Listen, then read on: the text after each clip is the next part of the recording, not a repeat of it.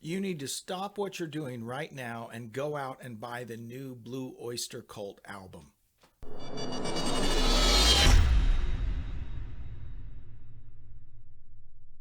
Hi, and welcome back to Classic Guitar Rock. I'm Jeremy, and I want to talk about the brand new, just came out today, the brand new album from Blue Oyster Cult. It's called The Symbol Remains. You got to go buy it. And this is coming from someone who is not a diehard BOC fan. Okay, I'm what you call a pedestrian fan of Blue Oyster Cult. I know Godzilla. I know Don't Fear the Reaper. I know Burning for You.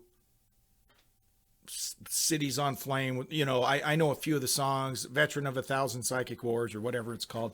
So I've liked the stuff I've heard, but I've never been a big fan. I own a few albums. I own Fire of Unknown Origin. I own Secret Treaties. I own, what's the one with the guy holding up the card? Whatever that one is, I own that one. But I've just never really been a big fan. I'll listen to a few tracks and I think that's pretty cool. And then it gets into stuff that I'm just not into, right? And one of the things about Blue Oyster Cult is it's one of these bands that has a cult following. I mean, there are people that are super devoted Blue Oyster Cult fans, and they have a long, interesting history from the mid-'60s. This is not a video to talk about that. There are plenty of videos out there. And I think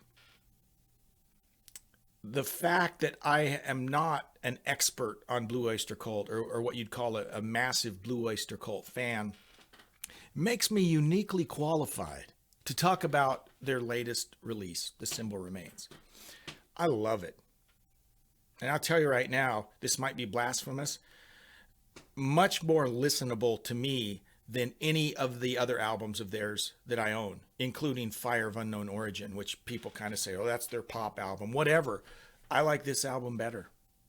There is not a bad song on it. And there are 4 or 5 songs that are just awesome. Now, Blue Oyster Cult, again, they've been around since like 1967. So as you can imagine, there's been a lot of changes over the years. But the 2 legacy members, Buck Dharma, Donald Rozier, who goes by Buck Dharma and Eric Bloom. Eric Bloom actually is not an original member, but he's been there since the band was Blue Oyster Cult, right? Since they, started to make a name for themselves. Those 2 have been the only consistent feature of the band. And I mean, it's like Spinal Tap, watching the rotation of drummers and bass players and keyboard players over the last 50 years, right? Rudy Sarzo has been in the band. Kazim Sultan has been in the band. Greg Smith, bass player, been in the band. I mean, those 3 guys alone have probably played in 100 bands, right? And they're awesome. Don't get me wrong. These are awesome journeyman musicians who've had a tenure in Blue Oyster Cult.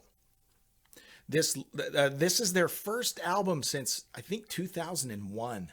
So almost 20 years since they've released an album. And sadly, that's kind of the economic model now is people don't buy records, right? You can't make money from albums anymore.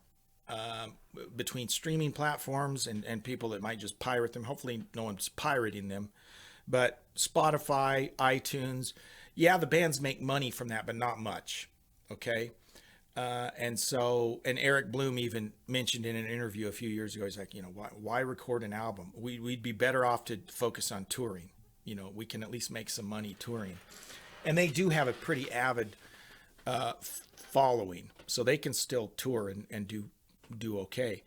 But they finally put out this album, The Symbol Remains, and you gotta check it out. It's great. It's got Eric Bloom and Buck Dharma are both there. But their current band, I don't know if you're familiar with the members of their current band. Richie Castellano, some of you might know him from Band Geek, which is a YouTube channel, and he's also got his own channel, and he does a lot of live streaming. And let me just right now recommend that you find the Band Geek channel. You find Richie Castellano on Facebook. The dude is awesome, super talented, great singer, great guitar player, great keyboard player, producer. I mean, he does it all. And I'm not sure how long he's been with Blue Oyster Cult, but man, he's a great addition. In fact, he sings like probably 3 or 4 songs on the new album and does a great job. Buck Dharma sounds great. Eric Bloom sounds like Eric Bloom. You know, Eric Bloom is he's kind of the Roger Waters of Blue Oyster Cult. His voice is always a little more dark, you know, where Buck Dharma's got more of a pop sensibility, and Richie's a great singer too. But what strikes me about this album is it's such a great balance of the quirky, creepy, dark stuff that Blue Oyster Cult is kind of famous for, you know, science fiction, horror movie type stuff, with great pop sensibility. So catchy hooks in these songs. Subject matter's great. You know, I can't say that any of the songs are bad. I'll give you my least favorite songs on the album, and I want you to check them out and see if you agree. My least favorite songs are Nightmare Epiphany, because it's just kind of a quirky, it almost sounds like a polka. You know, it's just, that one doesn't, it's a clever song when you listen, and it's kind of got some cool riffery going on later, but that one kind of jarred me, just the sound. That one, and probably Train True, my 2 least favorite. Again, they're not bad. I would say outside of those 2, I love every single song on this album. Okay. If you're an H.P. Lovecraft fan, the song The Alchemist will sound familiar to you. Okay. Great song. Some High Point, Secret Road is a great song. Edge of the World is great. Time Machine is an excellent song. Florida Man, The Return of Saint Cecilia. Okay, these are, some of this will harken back to some other Blue Oyster Cult things you might be aware of, but it's a really good album. And I hope I'm not blasphemous when I say this. My favorite songs tend to be the more radio friendly sounding songs. I mean, I just think I like them. Box in My Head is great. Tainted Blood is great. Maybe you've seen those videos. There've been videos for those over the last couple months.